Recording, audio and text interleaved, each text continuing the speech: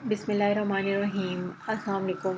उम्मीद करते हैं आप सब खैरियत से होंगे। जैसा कि आप सबको पता है कि आज यकम रमज़ानुल मुबारक है और आज हम लेकर आए हैं आपके लिए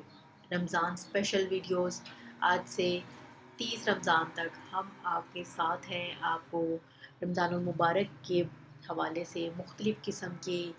आयात कुरानी, मुख्तलिफ़ किस्म के मसाइल, मुख्तलिफ़ किस्म के ऐसे मामलात जो रमज़ान मुबारक में हमें पेश आ सकते हैं, हम उनका ज़िक्र आपके साथ करेंगे और हमारे साथ जुड़े रहिए। और रमज़ान स्पेशल की इन वीडियोस को दूसरों के साथ भी ज़रूर शेयर कीजिए, क्योंकि आप जानते हैं कि हम मुकम्मल तस्दीक शुदा वीडियोस आपके सामने लेकर आते हैं। किस तरह से कि हम लोग अहादीस नबवी सल्लल्लाहु अलैहि वसल्लम को सामने रखते हैं, फरमान इलाही को देखते हैं,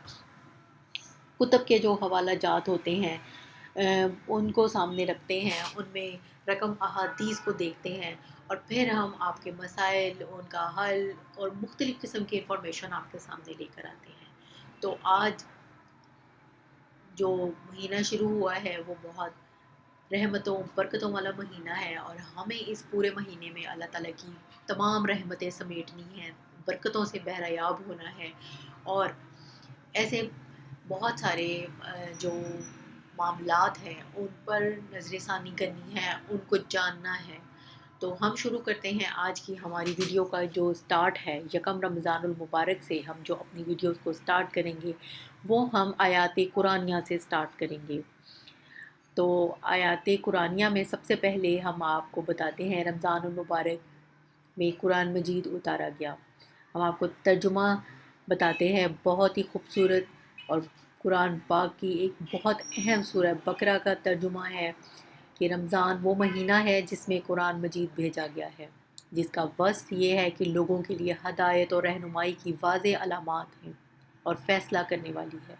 सो जो शख्स इस माह में मौजूद हो उसको उसका रोज़ा रखना चाहिए, और जो शख्स बीमार हो या सफ़र में हो तो दूसरे अयाम में रोज़ों की तंगी पूरी कर ले। और इसके साथ ही हम आपको बताते हैं अहादीस नबवी सल्लल्लाहु अलैहि वसल्लम, जिसमें आती है रोज़ा तोड़ने पर वईद। रसूलुल्लाह सल्लल्लाहु अलैहि वसल्लम ने फरमाया, जो शख्स कसदन बिला किसी शरई उज़्र के एक दिन भी रमज़ान का रोज़ा ना रखे तो गैर रमज़ान में चाहे उम्र भर रोज़े रखे लेकिन इस एक रोज़े के बराबर नहीं हो सकते, यानी सवाब में इसके बराबर नहीं हो सकते। अब 4 चीज़ों का जो ज़िक्र है वो हम आपको बताते हैं। हज़रत अमारा बिन हज़म रज़ी अल्लाह ताला अन्हा से रवायत है कि रसूलुल्लाह सल्लल्लाहु अलैहि वसल्लम ने फरमाया, अलावा ला इलाहा इल्लल्लाह मुहम्मद रसूलुल्लाह पर ईमान लाने के अल्लाह ताला ने इस्लाम में 4 चीज़ें और फ़र्ज़ की हैं। बस जो शख्स इनमें से 3 को अदा करे तो वो इसको काम ना देंगी जब तक सबको अदा ना करे। नमाज, ज़कात, रमज़ान के रोज़े और बैतुल्लाह शरीफ का हज। उनमें पहला हम आपको बताते हैं कि हज़रत अबू हुरैरा रज़ियल्लाहु अन्हु से रवायत है कि रसूलुल्लाह सल्लल्लाहु अलैहि वसल्लम ने फरमाया, जब रमज़ान का महीना शुरू हो जाता है तो आसमान के दरवाज़े खोल दिए जाते हैं, और एक रिवायत में है कि जन्नत के दरवाज़े खोल दिए जाते हैं और दोज़ख के दरवाज़े बंद कर दिए जाते हैं और शयातीन कैद कर लिए जाते हैं, और एक और रवायत में रहमत के दरवाज़े खोल दिए जाते हैं। फिर चलते हैं दूसरी आयत के तर्जुमे की तरफ कि हज़रत सहल बिन साद रज़ियल्लाहु अन्हु से रवायत है कि रसूलुल्लाह सल्लल्लाहु अलैहि वसल्लम ने फरमाया, जन्नत के 8 दरवाज़े हैं, इनमें से एक दरवाज़े का नाम बाबुर रयान है, इससे सिर्फ रोज़ादार दाखिल होंगे। फिर तीसरी हदीस की तरफ चलते हैं जिसका तर्जुमा है, हज़रत अबू हुरैरा रज़ियल्लाहु अन्हु से रवायत है कि रसूलुल्लाह सल्लल्लाहु अलैहि वसल्लम ने फरमाया, जिस शख्स ने ईमान की हालत में सवाब की नीयत से रमज़ान के रोज़े रखे तो इसके पिछले तमाम गुनाह माफ़ कर दिए जाएंगे, और जिस शख्स ने रमज़ान की रातों में ईमान की हालत में सवाब की नीयत से इबादत की तो इसके पिछले तमाम गुनाह माफ़ कर दिए जाएंगे, और जिस शख्स ने लैलतुल क़द्र में ईमान की हालत में सवाब की नीयत से इबादत की तो इसके पिछले तमाम गुनाह माफ़ कर दिए जाएंगे। एक और हदीस शेयर करते हैं जिसका तर्जुमा है, हज़रत अबू हुरैरा रज़ियल्लाहु अन्हु से रवायत है कि रसूलुल्लाह सल्लल्लाहु अलैहि वसल्लम ने फरमाया, انسانوں کے ہر نیک عمل کا ثواب 10 گنا سے 700 گنا تک بڑھایا جاتا ہے۔ اللہ تعالیٰ فرماتے ہیں مگر روزہ اس عام قانون سے مستثنیٰ ہے کیونکہ وہ خاص میرے لیے ہے اور میں اس کا بدلہ دوں گا۔ بندہ میری خاطر اپنی نفسانی خواہشات اور کھانے پینے کو قربان کرتا ہے۔ روزہ دار کے لیے دو خوشیاں ہیں، ایک خوشی افطار کے وقت اور دوسری خوشی اپنی رب سے ملاقات کے وقت۔ اور روزہ دار کی منہ کی بو اللہ تعالیٰ کے نزدیک مشک کی بو سے زیادہ پاکیزہ اور پسندیدہ ہے، اور روزہ ڈھال ہے۔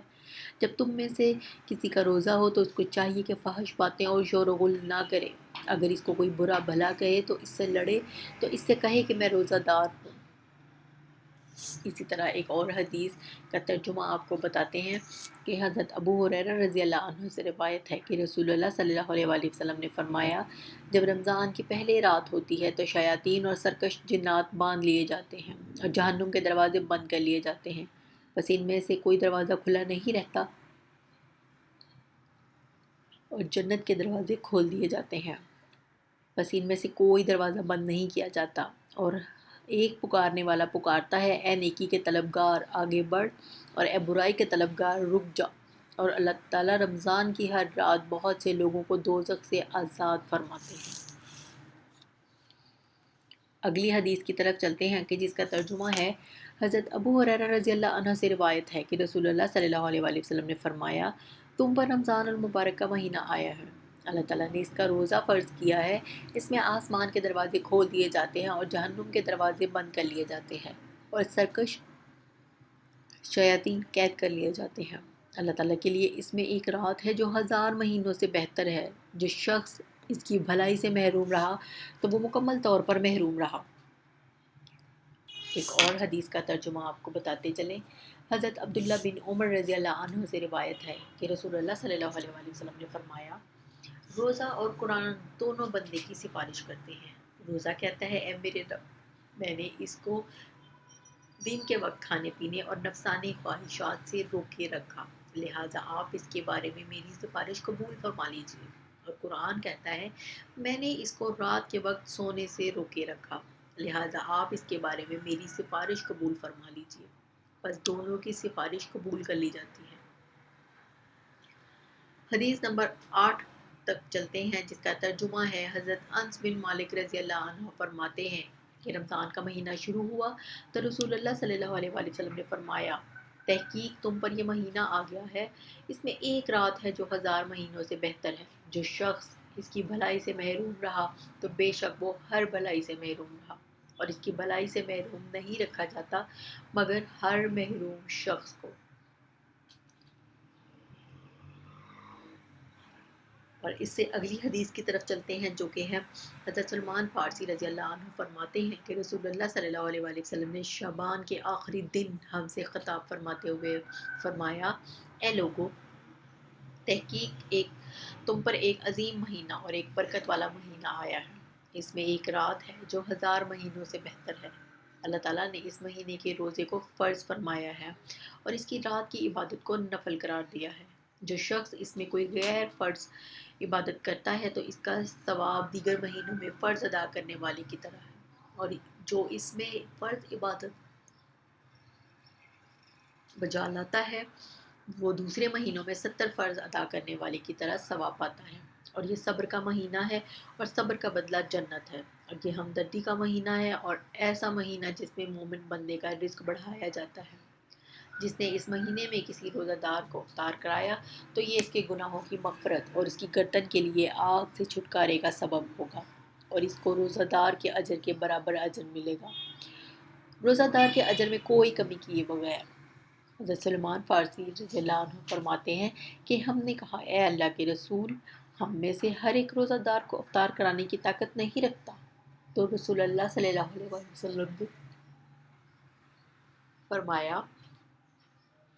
اللہ تعالیٰ یہ ثواب اس شخص کو بھی عطا فرماتے ہیں جو تھوڑے سے دودھ پر یا ایک کھجور پر یا ایک گھونٹ پانی پر کسی روزے دار کا روزہ افطار کروائے، اور جو شخص کسی روزے دار کو پیٹ بھر کر کھانا کھلائے تو اللہ تعالیٰ اس کو میرے حوض کوثر سے ایسا پانی پلائے گا کہ پھر اسے جنت میں داخلے تک پیاس نہیں لگے گی۔